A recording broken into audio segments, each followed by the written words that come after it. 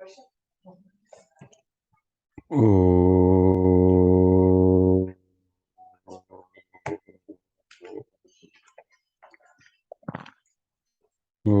भूर्भुवः स्वः तत्सवितुर्वरेण्यं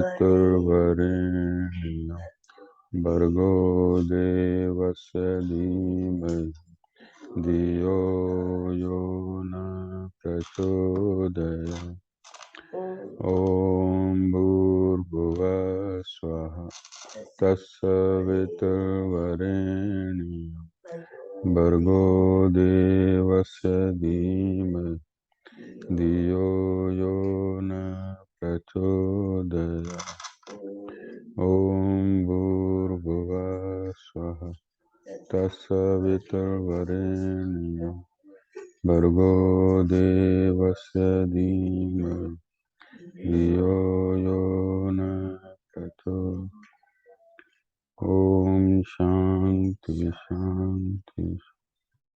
गुरुर्ब्रह्मा गुरुर्विष्णु गुरुर्देवो महेश्वर गुरुर्साक्षात् परब्रह्म तस्मै श्री गुरवे नमः।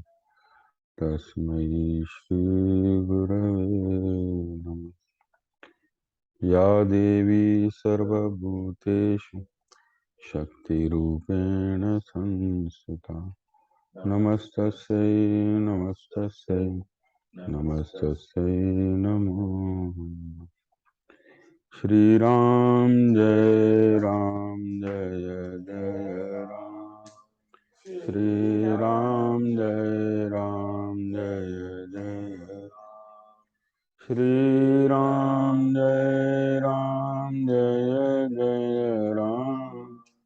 श्री राम जय जय राम। श्री राम जय जय राम। श्री राम जय जय राम। श्री राम जय जय राम। श्री राम जय जय राम। श्री राम जय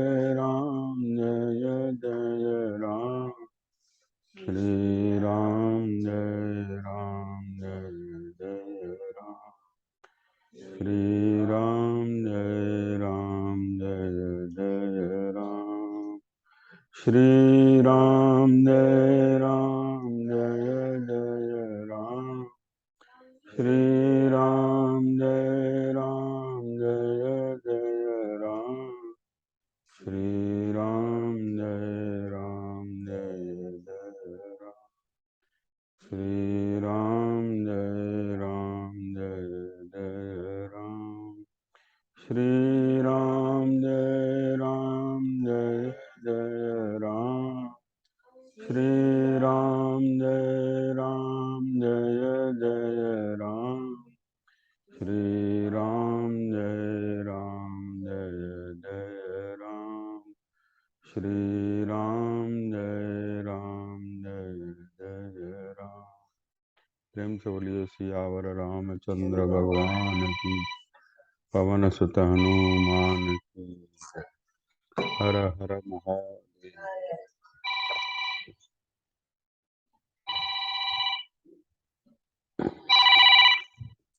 ये खुशी राम को बता दी क्या तो कर दिया है फोन।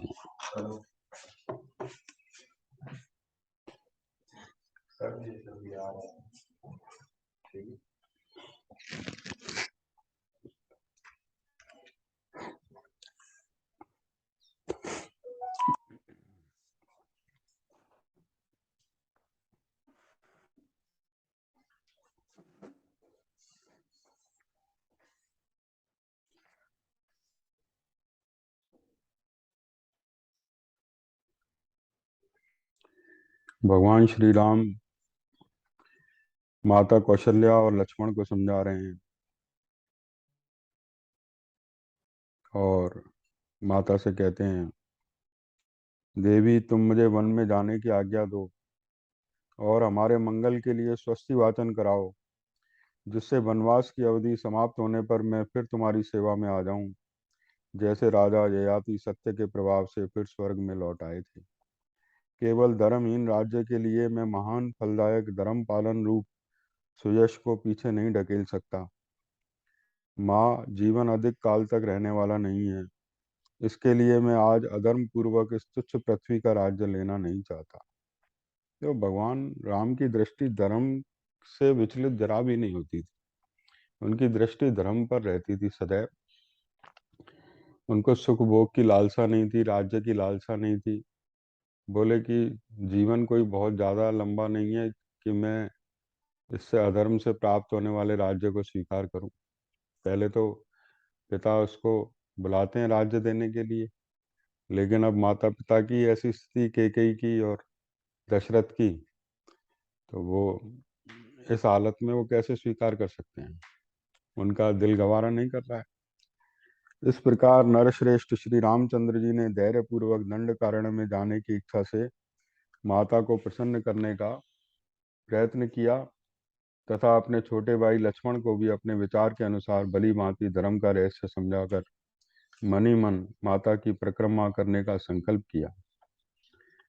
श्री राम के राजा अभिषेक में विघ्न पड़ने के कारण सुमित्रा कुमार लक्ष्मण मानसिक व्यथा से बहुत दुखी थे। उनके मन में विशेष अमर्ष भरा हुआ था। वे रोष से भरे हुए गजराज की भांति क्रोध से आंखें फाड़ फाड़ कर देख रहे थे। अपने मन को वश में रखने वाले श्री राम धैर्य पूर्वक चित्त को निर्विकार रूप से काबू में रखते हुए अपने हितैषी स्वर्द प्रिय भाई लक्ष्मण के पास जाकर इस प्रकार बोले। ये लक्ष्मण के मन में बड़ा क्रोध भरा हुआ था। वो उनका मन किसी तरह से भी राजी नहीं हो रहा था कि ये बात हो जाए। श्री राम लक्ष्मण को समझाते हैं, लक्ष्मण, केवल धैर्य का आश्रय लेकर अपने मन के क्रोध और शोक को दूर करो। चित्त से अपमान की भावना निकाल दो और हृदय में भली भांति हर्ष भरकर मेरे अभिषेक के लिए यह जो उत्तम सामग्री एकत्र की गई है इसे शीघ्र हटा दो और ऐसा कार्य करो जिससे मेरे वन गमन में बाधा उपस्थित न हो। सुमित्रानंदन, अब तक अभिषेक के लिए सामग्री जुटाने में जो तुम्हारा उत्साह था वह इसे रोकने और मेरे वन जाने की तैयारी करने में होना चाहिए। लक्ष्मण राम की सेवा में रहते थे निरंतर। बोले, जिस उत्साह से तुमने मेरी सामग्री राजा अभिषेक की जुटाई है, अब उतना ही प्रयत्न तुम इसमें लगाओ कि मेरा वन गमन किस प्रकार हो। सुमित्रानंदन, मेरे अभिषेक के कारण जिसके चित्त में संताप हो रहा है उस हमारी माता केकई को जिससे किसी तरह की शंका न रह जाए वह काम करो। लक्ष्मण, उसके मन में संदेह के कारण दुख उत्पन्न हो, इस बात को मैं 2 घड़ी के लिए भी नहीं सह सकता और न इसकी उपेक्षा ही कर सकता हूँ। बोले, केकई के मन को भी दुख हो? क्यों? क्योंकि बोले, मैंने कभी भी जानबूझकर या अनजान में माता या पिता का कोई छोटा सा भी अपराध किया हो ऐसा कभी याद नहीं आता है। और बोले, पिताजी भी हमेशा सत्य के मार्ग पर रहे हैं, सत्य पराक्रमी रहे हैं और परलोक के भय से हमेशा डरते रहते हैं। इसलिए मुझे वही काम करना चाहिए जिससे मेरे पिताजी का पारलौकिक भय दूर हो जाए। यदि इस अभिषेक संबंधी कार्य को रोका नहीं गया तो पिताजी को भी मन ही मन यह सोचकर संताप होगा कि मेरी बात सच्ची नहीं हुई और उनका यह मनस्ताप मुझे हमेशा संतप्त करता रहेगा। लक्ष्मण, इन सब कारणों से मैं अपना अभिषेक का कार्य रोककर शीघ्र ही इस नगर से वन को चला जाना चाहता हूँ। ये सब कारण बताए। बोले, पिताजी के भी सत्य व्रत की रक्षा हो जाएगी, उधर माता कैकेयी को भी संतोष मिलेगा। फिर वो भले ही अपने पुत्र भरत का निर्भय और निश्चिंत होकर अभिषेक कराए। मैं वल्कल और मृग चर्म धारण करके सिर पर जटाजूट बांधे जब वन को चला जाऊंगा, तभी कैकेयी के मन को सुख प्राप्त होगा। अब वो इसमें दैव को कारण बताते हैं। कहते हैं, देखो लक्ष्मण, जिस विधाता ने कैकेयी को ऐसी बुद्धि प्रदान की है तथा जिसकी प्रेरणा से उसका मन मुझे वन भेजने में अत्यंत दृढ़ हो गया है, उसे विफल मनोरथ करके कष्ट देना मेरे लिए उचित नहीं है। बोले, दैव की गति ऐसी है जो अचानक ऐसी घटनाएं सामने ला देता है। ये विधाता के लिखे को कोई नहीं मिटा सकता, है ना। राम ने भी उसका पालन किया। बोले, जिस कैकेयी के मन में मेरे लिए प्यार उमड़ता था वही ऐसी ऐसी बातें कह गई पिता से जिसको कोई सामान्य व्यक्ति कह नहीं सकता। इतनी कठोर बातें उसने कह दी।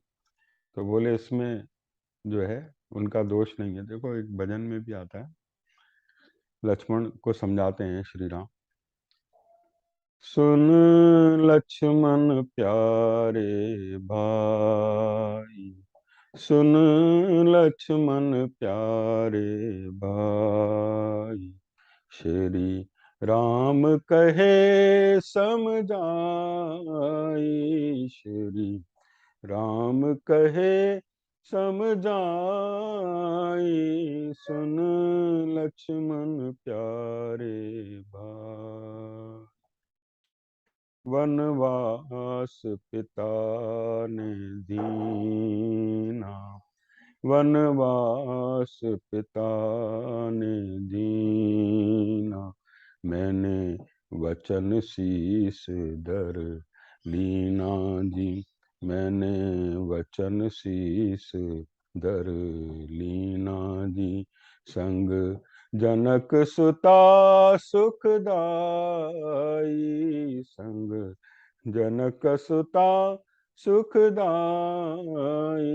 सुन लक्ष्मण प्यारे भाई, सुख दुख सब दैव अधीना, सुख दुख सब दैव अधीना, नहीं कोई किसी का कीना जी, नहीं कोई किसी का कीना जी, जग मूरख जन बरमाई,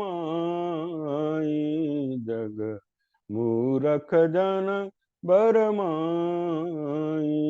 सुन लक्ष्मण प्यारे भाई, सुन लक्ष्मण प्यारे भाई, श्री राम कहे समझाई, श्री राम कहे समझाई, सुन लक्ष्मण प्यारे भाई, यह कर्म गति बलवाना, यह कर्म गति बलवाना, भोगे बिनहु यनहा जानी, भोगे बिनहु यनहा जानी, मेरे मन में शोक कछु नाई, मेरे मन में शोक कछु नाई, सुन लक्ष्मण प्यारे भाई, सुन लक्ष्मण प्यारे भाई। इस तरह से अनेक युक्तियां देके कि ये केकई का दोष नहीं है, ये विधाता का ही सब किया हुआ है। सौम्य तुम तो जानते ही हो कि मेरे मन में पहले भी कभी माताओं के प्रति भेदभाव नहीं हुआ, और केकई भी पहले मुझ में या अपने पुत्र में कोई अंतर नहीं समझती थी। मेरे अभिषेक को रोकने और मुझे वन में भेजने के लिए उसने राजा को प्रेरित करने के निमित्त जिन भयंकर और कटु वचनों का प्रयोग किया है, उन्हें साधारण मनुष्यों के लिए भी मुंह से निकालना कठिन है। उसकी ऐसी चेष्टा में दैव के सिवाय दूसरा कोई कारण नहीं हो सकता। यदि ऐसी बात न होती तो वैसे उत्तम स्वभाव और श्रेष्ठ गुणों से युक्त राजकुमारी केकई एक साधारण स्त्री की भांति अपने पति के समीप मुझे पीड़ा देने वाली बात कैसे कहती, मुझे कष्ट देने के लिए राम को वन में भेजने का प्रस्ताव कैसे उपस्थित करती, जिसके विषय में कभी कोई सोचा न गया हो। वही दैव का विधान है। प्राणियों में अथवा उनके अधिष्ठाता देवताओं में भी ऐसा कोई नहीं है जो उस दैव के विधान को मेट सके। अतः निश्चय ही उसी की प्रेरणा से मुझ में और केकई में यह भारी उलटफेर हुआ है। मेरे हाथ में आया हुआ राज्य चला गया और केकई की बुद्धि बदल गई। सुमित्रानंदन, कर्मों के सुख दुख आदि रूप फल प्राप्त होने पर ही जिसका ज्ञान होता है, कर्म फल से अन्यत्र कहीं भी जिसका पता नहीं चलता, उस दैव के साथ कौन पुरुष युद्ध कर सकता है।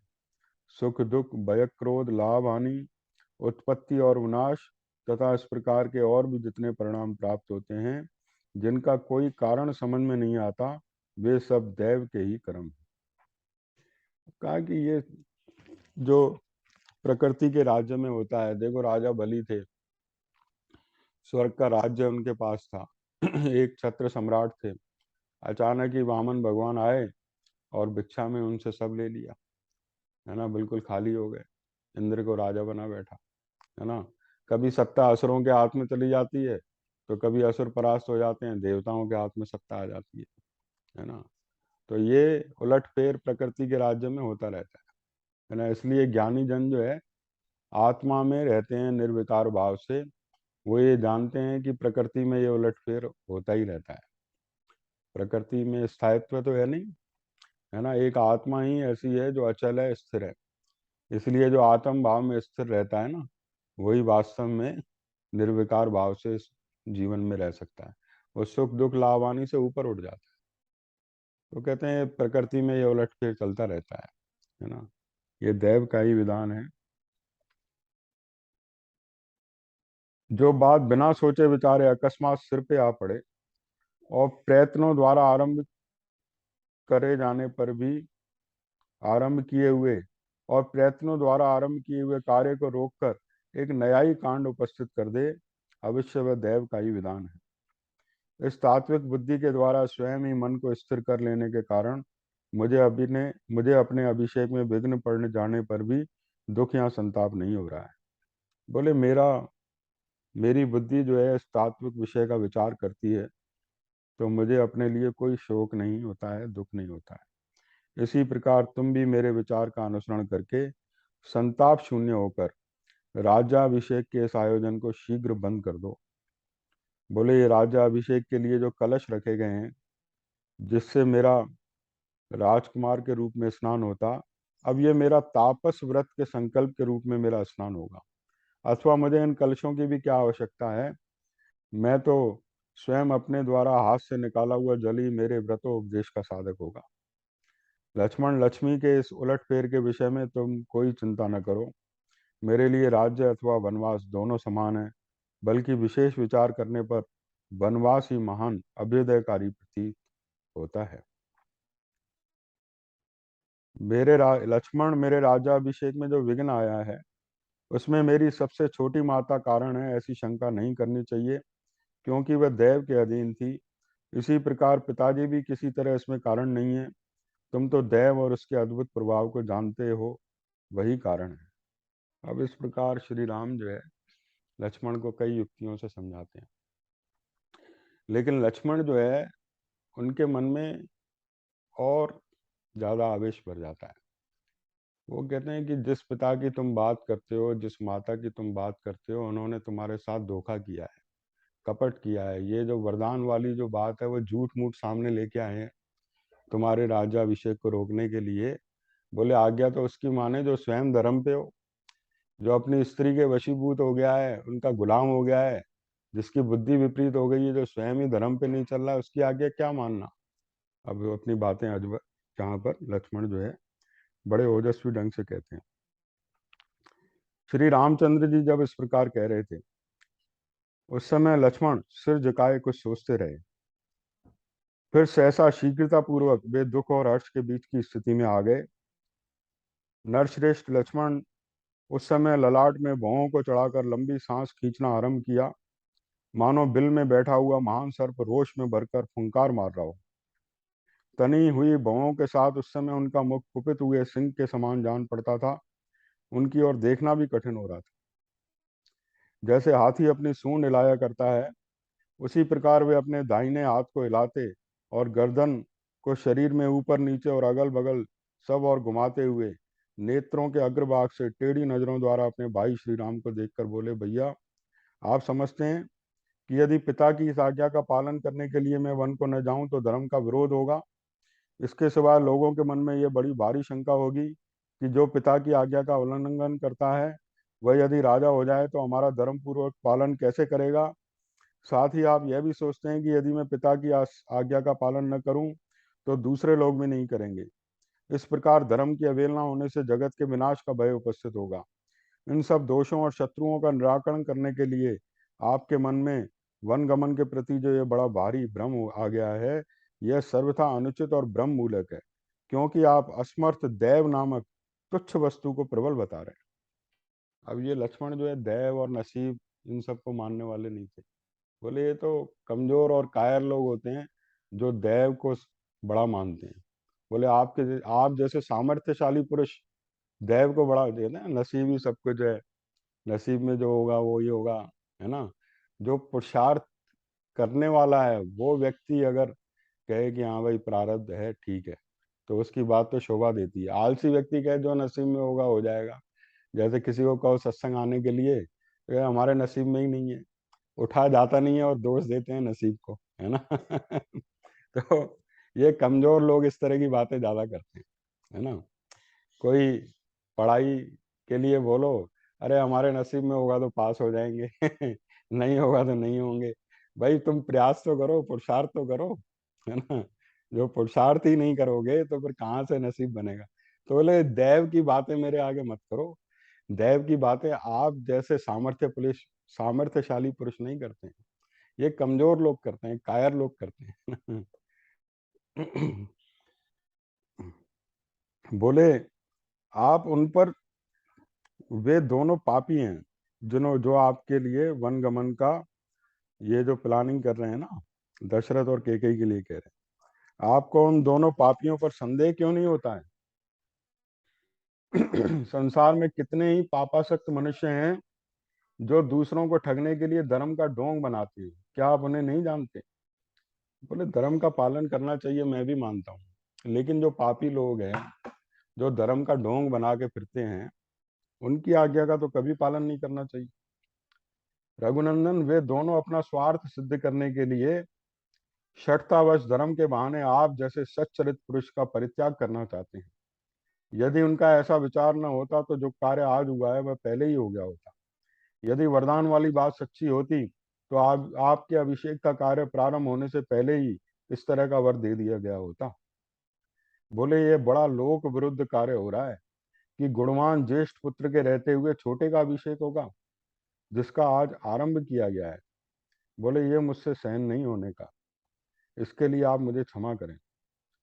आपके सिवा अगर किसी दूसरे का अभिषेक हो, यह मुझसे सहन नहीं होने का, इसके लिए आप मुझे क्षमा करें।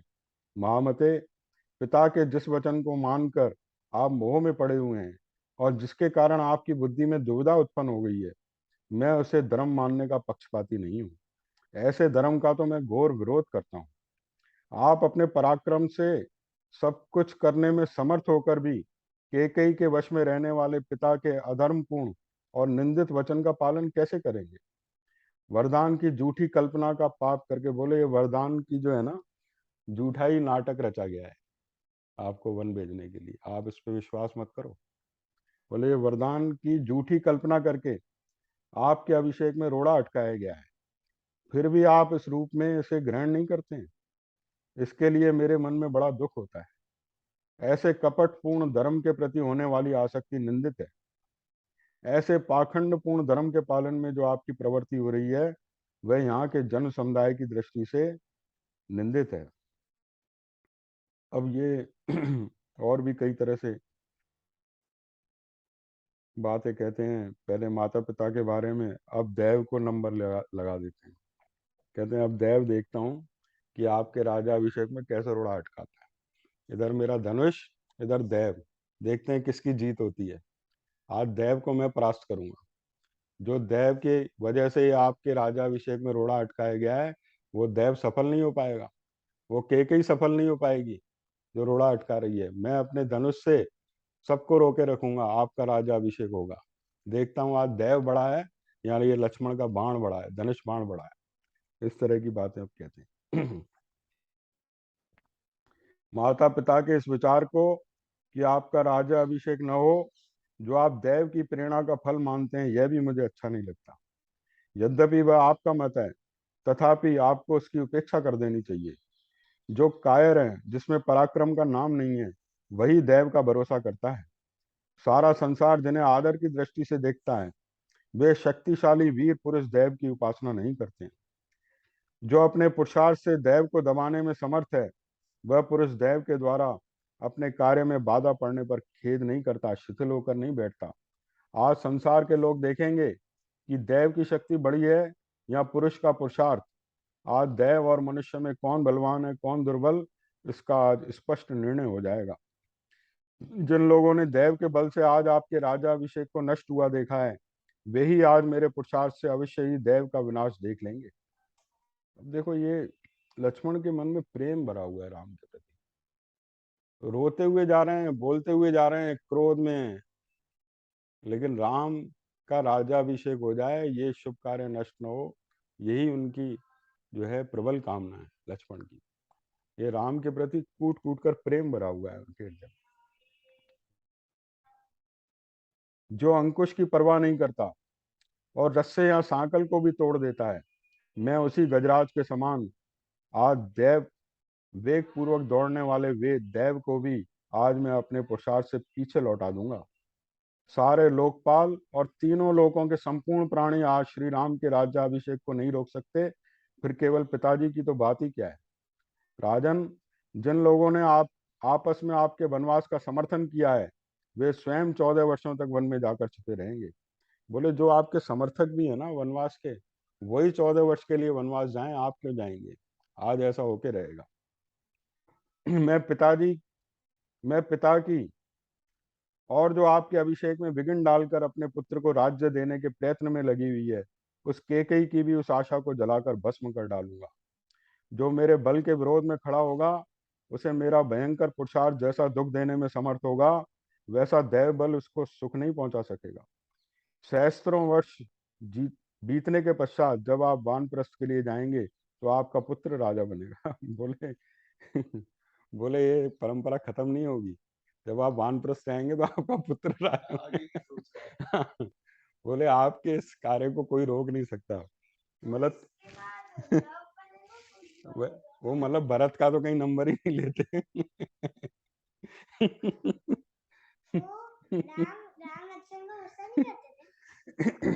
राम तो समझाते हैं, लक्ष्मण को गुस्सा आ जाता है। पुरातन राजऋषियों की आचार परंपरा के अनुसार प्रजा का पुत्रवत पालन करने के निमित्त प्रजा वर्ग को पुत्रों के हाथ में सौंपकर, बोले जाना तो पिता को चाहिए वन में, वनवास की अवस्था है उनकी, और आप जा रहे हैं, ये क्या, ये कहाँ की नीति है। धर, धर्मात्मा धर्मात्मा श्री राम हमारे महाराज वानप्रस्थ धर्म के पालन में चित्त को एकाग्र नहीं कर रहे हैं। इसीलिए यदि आप यह समझते हो कि उनकी आज्ञा के विरुद्ध राज्य ग्रहण कर लेने पर सारी जनता विद्रोही हो जाएगी, अतः राज्य अपने हाथ में नहीं रहेगा। बोले, अगर आपके मन में कहीं किसी कोने में ये बात आ रही हो कि मैं इस तरह से राज्य ले लूंगा तो अयोध्या की जो प्रजा है मेरे विरोध में हो जाएगी, तो बोला उसकी भी आप चिंता मत करो, उसके लिए मैं खड़ा हूं। बोले, जैसे समुद्र को एक दीवार रोके रखती है, विशाल दीवार रोके रखती है, ऐसे पूरी अयोध्या को रोकने के लिए मैं ही काफी हूँ, है ना। बोले, अगर आप ये सोचते हैं जनता विद्रोही हो जाएगी अतः राज्य अपने हाथ में नहीं रहेगा, इसी शंका से यदि आप अपने राज्य का भार नहीं लेना चाहते हैं अथवा वन में चले जाना चाहते हैं, तो इस शंका को छोड़ दीजिए। वीर, मैं प्रतिज्ञा करता हूँ, जैसे तटभूमि समुद्र को रोके रखती है, उसी प्रकार मैं आपकी और आपके राज्य की रक्षा करूंगा। यदि ऐसा न करूं तो वीर लोक का भागी न हूं। इसीलिए आप मंगलमय अभिषेक सामग्री से अपना अभिषेक होने दीजिए। इस अभिषेक के कार्य में आप तत्पर हो जाइए। मैं अकेला ही बलपूर्वक सारे विरोधियों और भूपालों को रोक रखने में समर्थ हूँ। ये मेरी दोनों भुजाएं केवल शोभा के लिए नहीं है, मेरे इस धनुष का आभूषण नहीं बनेगा। यह तलवार केवल कमर में बांधने के लिए नहीं है, इन बाणों के खंभे नहीं बनेंगे। ये चारों वस्तुएं शत्रुओं का दमन करने के लिए हैं। जिसे मैं अपने शत्रु समझता हूँ, उसे कदापि जीवित रहने नहीं देना चाहता। जिस समय मैं इस तीखी धार वाली तलवार को हाथ में लेता हूँ, यह बिजली की तरह जब चमक उठती है, इसके द्वारा अपने किसी भी शत्रु को, चाहे वो इंद्र क्यों न हो, मैं कुछ नहीं समझता। आज मेरे खड़ग के प्रहार से पीस डाले गए हाथी, घोड़े और रथियों के हाथ, जांग और मस्तकों द्वारा पटी हुई ये पृथ्वी ऐसे गहन हो जाएगी, इस पर चलना फिरना भी कठिन हो जाएगा। मेरी तलवार की धार से कटकर रक्त से लथपथ हुए शत्रु जलती हुई आग के समान जान पड़ेंगे और बिजली सहित मेघ के समान आज पृथ्वी पर गिरेंगे। अपने हाथों में गोह के चर्म से बने हुए दस्तानों को बांधकर जब हनुष धनुष हाथ में लेकर मैं युद्ध के लिए खड़ा हो जाऊंगा, उस समय पुरुषों में से कोई भी मेरे सामने कैसे अपने पौरुष पर अभिमान कर सकेगा। मैं बहुत से बाणों द्वारा एक को और एक ही बाण से अनेक योद्धाओं को धराशायी करता हुआ मनुष्य, घोड़ों और हाथियों के मर्म स्थानों पर बाण मारूंगा। प्रभो, आज राजा दशरथ की प्रभुता को मिटाने और आपके प्रभुत्व की स्थापना करने के लिए अस्त्र बल से संपन्न मुझ लक्ष्मण का प्रभाव प्रकट होगा। बोले, मुझे आज्ञा दीजिए, मुझे आज्ञा दीजिए प्रभु, बतलाइए आपके किस शत्रु के अभी प्राण ले लूं, उसको यश और सुवर्धनों के लिए सदा से अलग कर दूं। जिस उपाय से यह पृथ्वी आपके अधिकार में आ जाए, उसके लिए मुझे आज्ञा दीजिए, मैं आपका दास हूँ। जब इस प्रकार लक्ष्मण कहते हैं, राम तो अनंत धीरज वाले थे, वो लक्ष्मण के आंसू पहुंचते हैं। कहते हैं, लक्ष्मण भाई, तुम मुझे माता पिता की आज्ञा में स्थिर हुआ समझो। वो जीवन मुक्त महापुरुष जरा भी हिलने डोलने वाले नहीं थे। एक ही शब्द कहते हैं। रघुवंश की वृद्धि करने वाले श्री राम ने लक्ष्मण की ये बातें सुनकर उनके आंसू पहुंचे और उन्हें बारंबार सांत्वना देते हुए कहा, सौम्य, मुझे तो तुम माता पिता की आज्ञा के पालन में ही दृढ़ता पूर्वक स्थित समझो। यही सत्पुरुषों का मार्ग है। बोले, यही सत्पुरुषों का मार्ग है। बोले, घर में ऐसी बातें नहीं की जाती। कहते हैं, नीति भी है ना, घर में गऊ के समान रहे और बाहर सिंह के समान, है ना। वो मेरे माता पिता हैं, उनकी आज्ञा का पालन मेरे लिए धर्म है। ये सत्पुरुषों का भी आचार है। और भी, और उसको बड़े प्रेम से धीरज से समझाते हैं। देखो, ये लक्ष्मण की भूमिका थी। लक्ष्मण का प्रेम, स्नेह, लक्ष्मण की भक्ति भगवान के प्रति, ये सब उससे प्रकट होता है ना। वो किसी तरह भी राम के साथ तनिक भी अन्याय हुआ देख नहीं पा रहे। और इधर माता कौशल्या जो है, जब देखती हैं कि मेरा, वो भी, माता कौशल्या भी जानती थी कि राम को धर्म के मार्ग से विचलित करना आसान नहीं है। वो जब जिस बात का निश्चय करते हैं, वो पूरा करते हैं। माता अपने पुत्र को सहज अच्छे से जानती है ना। एक बार कीर्तन करते हैं, फिर आगे। रघुपति राघव राजा राम, पतित पावन सीताराम। रघुपति राघव राजा राम, पतित पावन सीताराम। सीताराम सीताराम, बद प्यारे मन सीताराम। सीताराम सीताराम, बद प्यारे मन सीताराम। रघुपति राघव राजा राम, पतित वन सीताराम। सीताराम सीताराम, बद प्यारे सीताराम। सीताराम सीता, बद प्यारे मन सीताराम। रघुपति राजा राम, पतित पावन सीताराम। पतित पावन। प्रेम सूर्य सियावर रामचंद्र भगवान की। कौशल्या ने जब देखा कि श्री राम ने पिता की आज्ञा के पालन का ही दृढ़ निश्चय कर लिया है, तब वे आंसुओं से रूंधी हुई गदगद वाणी में धर्मात्मा श्री राम से इस प्रकार बोली। अब वो देखती हैं कि ऐसा सत्पुरुष भी वन को जा रहा है। और बोले, वो कैसे? उच्च वृत्ति होती है। उच्च वृत्ति में जो कई संत होते हैं ना, ऐसे जो अनाज के दाने गिरते हैं उसको खा के अपना जीवन निर्वाह करती है। बोले मेरा पुत्र ऐसे जीवन निर्वाह करेगा? बोले जिनके सेवक जो नौकर हैं वो भी स्वादिष्ट अन्न खाते हैं, और ये राजा होकर वन में फल मूल का आहार करेंगे, तो ये माता से तो कैसे सहन होगा। जो सद्गुण संपन्न और महाराज दशरथ के प्रिय हैं, उन्हीं ककुस कुलभूषण श्री राम को जो वनवास दिया जा रहा है, ऐसे सुनकर कौन इस पे विश्वास करेगा। बोले ऐसे जो सत्पुरुष हैं, जो बिल्कुल राजा होने के योग्य हैं, उनको वनवास दिया जा रहा है, इस पर विश्वास कौन करेगा। ऐसी बात सुनकर किसको भय नहीं होगा। श्री राम निश्चय ही इस जगत में दैव सबसे बड़ा बलवान है। उसकी आज्ञा सबके ऊपर चलती है, वही सबको सुख दुख से संयोग करता है। देखो माता कौशल्या का जीवन कैसा रहा है। जीवन भर उन्होंने उपेक्षा सही है। कैकेयी के कारण भी उनको उपेक्षा मिली। इधर महाराज दशरथ भी उनको वैसा प्रेम नहीं करते थे। एक ही आशा थी, श्री राम को देख देख के वो जीती थी, वो भी वनवास जा रहे हैं। और देखो हम जब बाहर हॉस्टल में भेजते हैं बेटे को, तो ये देखते हैं वहाँ उसको खाना पीना सही मिल रहा है, अच्छे से उसका पालन पोषण हो रहा है, तब हमें थोड़ा चैन मिलता है। लेकिन फिर भी चैन नहीं मिलता है, तब भी लगता है कि अरे वो दूर होगा, कैसा होगा। लेकिन जो वनवास में जा रहा है, कांटों पे चल रहा है, जहाँ खाने पीने के लिए नहीं है, ये बातें माता को कैसे चैन से रहने देंगी, है ना।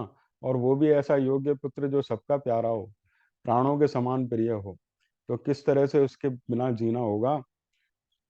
परंतु बेटा, बोले ये दैव ही बलवान है, जो सबको सुख दुख से संयोग करता है। उसी के प्रभाव में आकर तुम्हारे जैसा लोकप्रिय मनुष्य भी आज वनवास जा रहा है।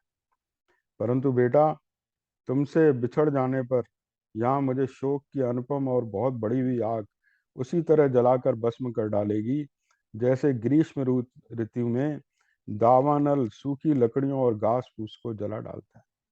बोले तुमसे मैं बिछड़ जाऊंगी तो ऐसा शोक होगा, उसकी अग्नि मुझे जलाकर भस्म कर देगी। जैसे बहुत तपती हुई गर्मी हो, उसमें जो आग लगती है वो सूखी लकड़ियों को जलाकर भस्म कर देती है, उसी प्रकार तुम्हारे बिना मेरा जीवन इसी तरह से होगा। बोले वत्स देनु आगे जाते हुए अपने बछड़े के पीछे पीछे कैसे चली आती है, उसी प्रकार तुम जहां जाओगे मैं तुम्हारे पीछे पीछे चली चलूंगी। बोले जैसे गाय होती है अपने बछड़े के पीछे पीछे चलती है, ऐसे ही बोले तुम जहां जाओगे ना, मैं तुम्हारे पीछे पीछे चली आऊंगी। माता कौशल्या ने जैसा जो कुछ कहा, उसे सुनकर पुरुषोत्तम श्री राम ने अत्यंत दुख में डूबी हुई अपनी माता से पुनः इस प्रकार कहा। अब देखो श्री राम अपने माता को फिर समझाते हैं। वो जानते थे कि उनकी माता की स्थिति ऐसी है जो सबसे ज्यादा दुखद है। श्री राम लक्ष्मण को तो क्रोध और दुख दोनों थे, ये माता कौशल्या को दुख ही दुख है। तो वो अपने माता को समझाते हैं। श्री राम कहते हैं, माँ, कैकेयी ने तो राजा के साथ धोखा किया है, इधर मैं वन में जा रहा हूँ। ऐसी दशा में यदि तुम भी उनका त्याग कर दोगी तो निश्चय ही वो जीवित नहीं रह पाएंगे। और पति का परित्याग नारी के लिए बहुत ही क्रूरता पूर्वक कर्म है। सत्पुरुषों ने इसकी बड़ी निंदा की है, अतः तुम्हें ऐसी बात कभी मन में लानी नहीं चाहिए। मेरे पिता महाराज दशरथ जब तक जीवित हैं, तब तक तुम उन्हीं की सेवा करो। पति की सेवा ही स्त्री के लिए सनातन धर्म है। श्री राम के ऐसा कहने पर शुभ कर्मों पर दृष्टि रखने वाली देवी कौशल्या ने अत्यंत प्रसन्न होकर अनायास ही महान कर्म करने वाले श्री राम से कहा, अच्छा बेटा, ऐसा ही करूंगी। अब देखो श्री राम की बात को मानती भी हैं, उनको लगता है कि हाँ धर्म तो यही है। तो बोले ठीक है बेटा, मैं ऐसा ही करूंगी। माँ के इस प्रकार स्वीकृति सूचक बात कहने पर धर्मात्माओं में श्रेष्ठ राम ने अत्यंत दुख में पड़ी हुई अपनी माता से पुनः इस प्रकार कहा, माँ, पिताजी की आज्ञा पालन करना मेरा और तुम्हारा दोनों का कर्तव्य है, क्योंकि राजा हम सब लोगों के स्वामी, श्रेष्ठ गुरु, ईश्वर और प्रभु हैं। इन 14 वर्षों तक मैं विशाल वन में घूम फिरकर लौट आऊंगा और बड़े प्रेम से तुम्हारी आज्ञा का पालन करता रहूंगा। उनके ऐसा कहने पर देखो माता दशरथ तो प्राण रख नहीं पाए राम के विरह में, लेकिन माता कौशल्या ने 14 साल तक अपने प्राण रखे, केवल इसलिए कि श्री राम को दुख न हो कि मेरी माता भी चली गई। उनकी पीड़ा का कोई अंत नहीं है। माता कौशल्या की एक एक दिन कैसे बीता होगा इसकी कल्पना भी कोई नहीं कर सकता है ना।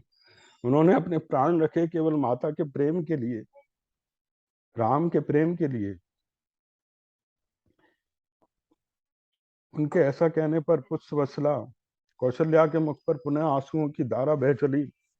वे उस समय अत्यंत आर्त होकर अपने प्रिय पुत्र से बोली, फिर बाद में बोलती हैं, पहले तो कहती हैं ठीक है बेटा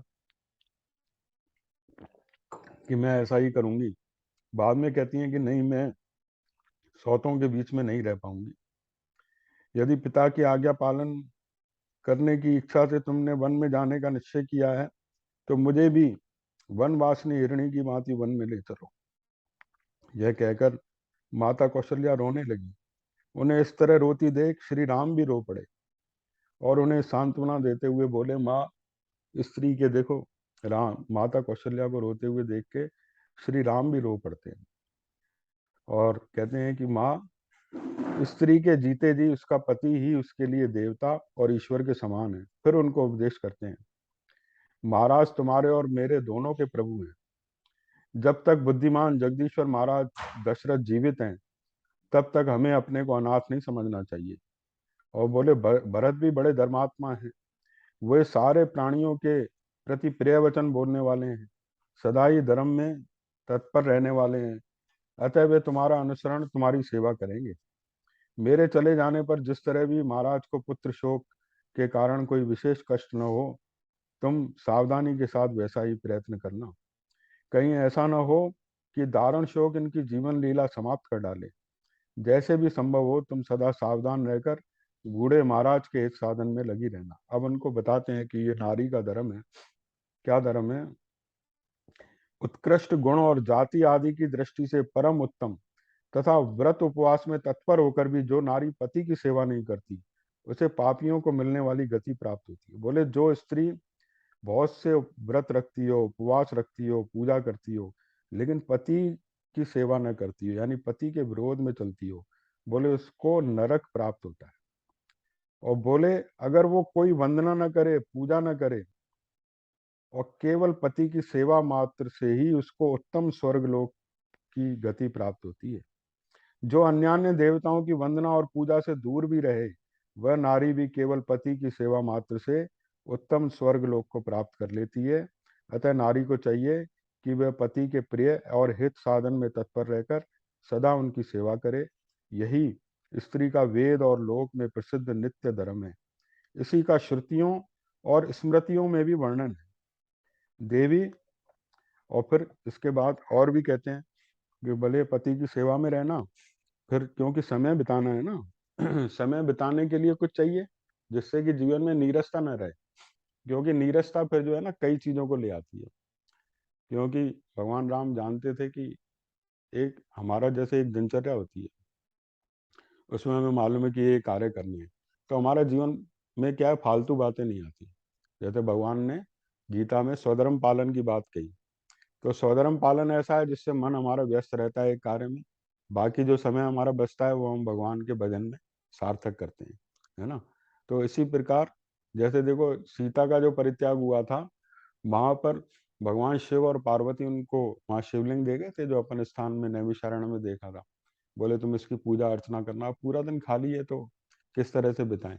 तो यहाँ पर भगवान श्री राम माता कौशल्या को पहले तो पति की सेवा की बात कहते हैं, फिर कहते हैं तुम मेरी मंगल कामना से सदा अग्निहोत्र भी करते रहना, यानी यज्ञ आदि करते रहना, और पुष्पों से देवताओं का तथा सत्कार पूर्वक ब्राह्मणों का भी पूजन करते रहना। इस प्रकार तुम नियमित आहार करके नियमों का पालन करती हुई स्वामी की सेवा में लगी रहो।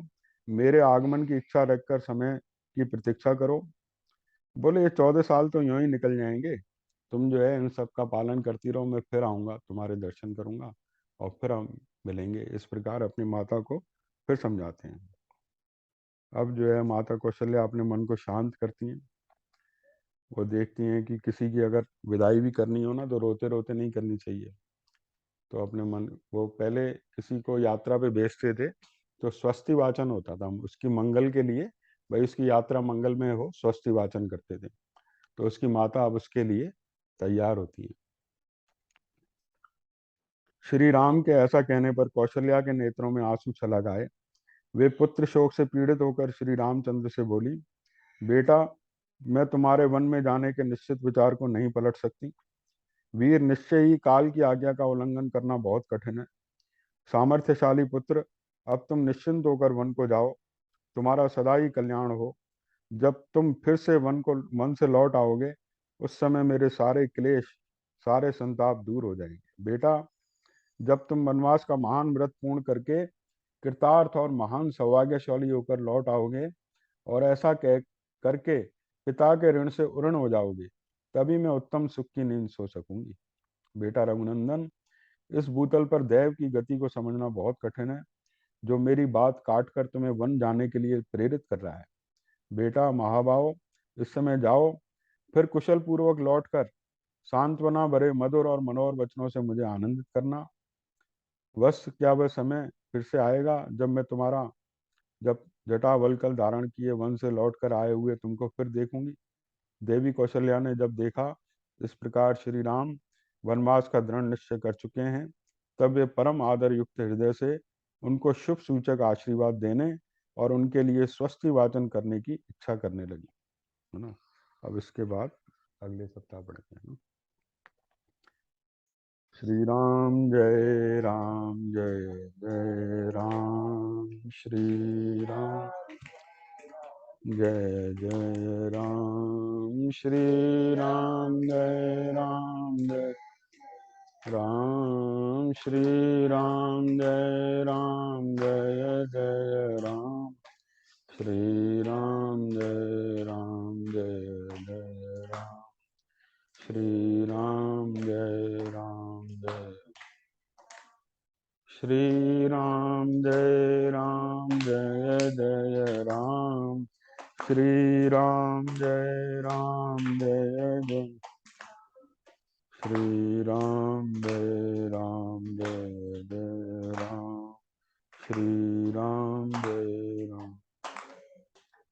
कृष्णाय वासुदेवाय हरे परमात्मने प्रणतः क्लेशनाशाय गोविंदाय नमो नमः। त्वमेव माता च पिता त्वमेव बन्धु च सखा त्वमेव विद्या द्रविणं त्वमेव सर्वम्।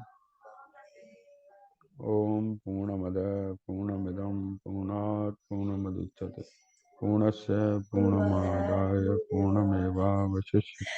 ओम शांति शांति। इसको भी पूरा हेलो। हाँ, हरिओम भैया। हरिओम हरिओम।